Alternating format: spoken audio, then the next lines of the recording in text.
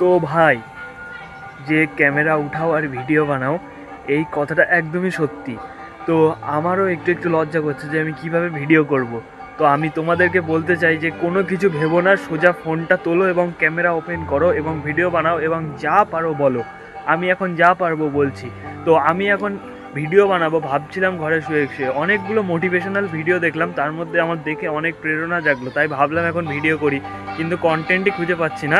তাই এখন কি করা যায় দেখো, আমি এখন এই যে এই চটাগুলো দিয়ে একটা ভিডিও বানানোর কথা ভাবছি। আমি এই চটাগুলো দিয়ে এখন একটা ভিডিও বানাবো। দেখো আমার সাথে কেউ নেই, তাও আমি কি করে বানাবো ভিডিও।